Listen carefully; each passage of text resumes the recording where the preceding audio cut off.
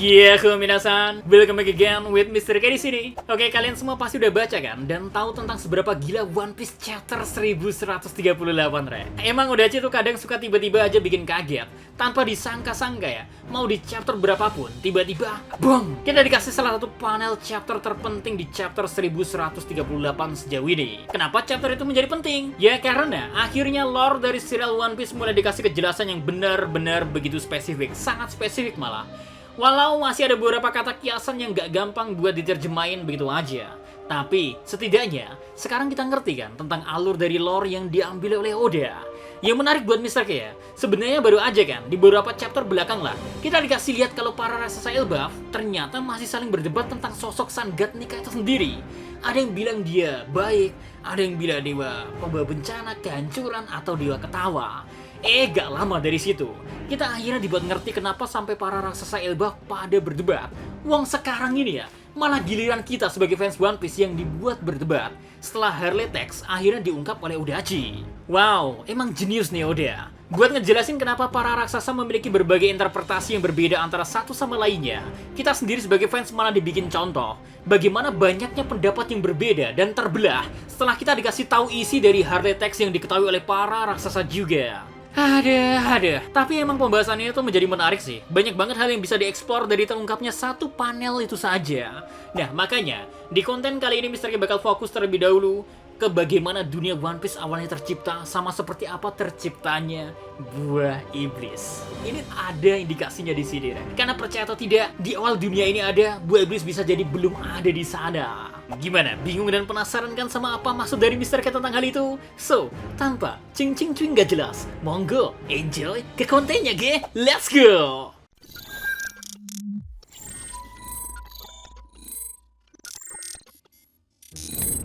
Sejak awal, dunia One Piece emang udah dipenuhi misteri. Salah satunya adalah asal-usul buah iblis dan konsep dewa-dewa seperti Sun God Nika dan Earth God.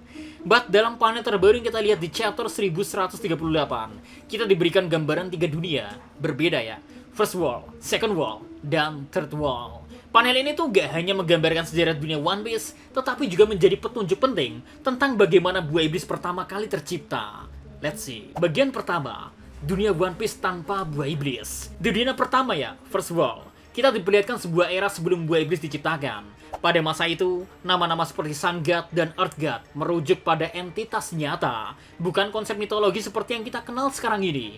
Hal ini mengingatkan kita pada momen di Skypiea, di mana ada persembahan kepada dewa. Bukti ini mengindikasikan bahwa dahulu para dewa seperti Sun God benar-benar eksis dalam bentuk asli mereka, tanpa pengaruh kekuatan buah iblis. Nah, panel ini menunjukkan bahwa perang besar terjadi, di mana Earth God dan Sun God gugur. Kematian mereka menjadi tonggak penting, karena setelah itu ya muncul teks yang disebut The God of the Forest Summon its Devil, yang bisa diartikan sebagai penciptaan pertama buah iblis. Oke, ingat ini interpretasi Mr. K ya.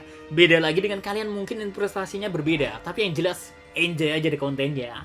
Buat kalian yang masih bingung, simpelnya di era awal ini tuh ya, sosok Sun God Nika yang masih dia belum berubah ke wujud mitologi yang kita kenal melalui sosok Joy Boy atau Luffy yang diketahui memiliki kemampuan itu.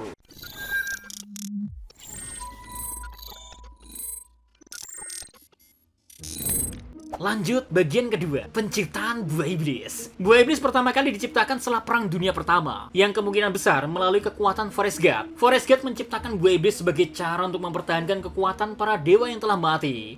Ini juga selaras dengan teori bahwa buah iblis berasal dari harapan, mimpi, atau kenangan orang-orang terhadap para dewa atau entitas besar lainnya. Proses konversi ini juga menjelaskan mengapa kekuatan buah iblis memiliki sifat yang begitu spesifik. Sebagai contoh nih ya, buah iblis Sun God Nika diwariskan ke bentuk mitologi melalui hitonomi model Nika. Dengan kata lain, hanya entitas yang telah mati yang bisa diubah menjadi buah iblis sebagai bentuk pelestarian kekuatan mereka.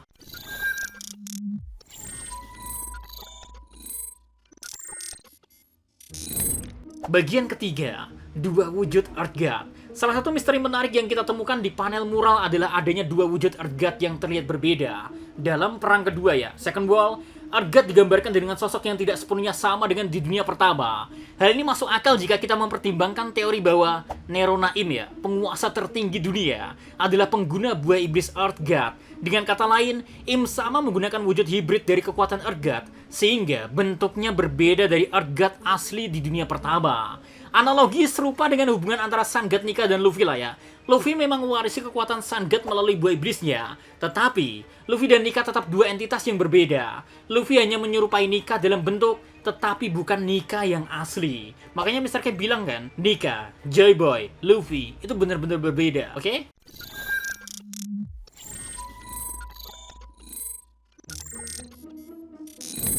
Bagian keempat, peran Im Sama dan kaitan dengan Arga. Kaitan ini diperkuat dengan visual di panel kiri mural ya, di mana Im Sama tampak memegang sebuah matahari. Simbol ini tidak hanya mengaitkan Im dengan kekuatan Argat, tetapi juga menegaskan bahwa kekuatan tersebut telah berpindah tangan melalui buah iblis.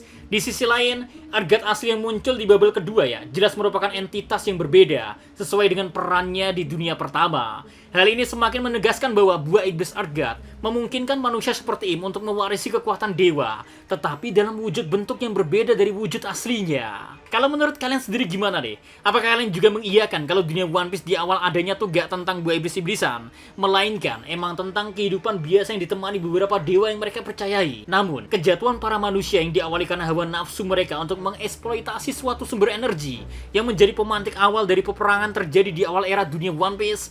Walau masih ada sedikit tanda tanya sih tentang bagaimana sang Forest God bisa menciptakan kekuatan buah iblis. Akan tetapi seperti yang sudah kita bahas sebelumnya, kalau ungkapan yang tertulis di Harley Text Second World tentang the God of the Forest summon its devil, disitulah pertama kali buah iblis muncul dan mulai dimakan oleh para manusia ataupun orang-orang dari ras yang berbeda.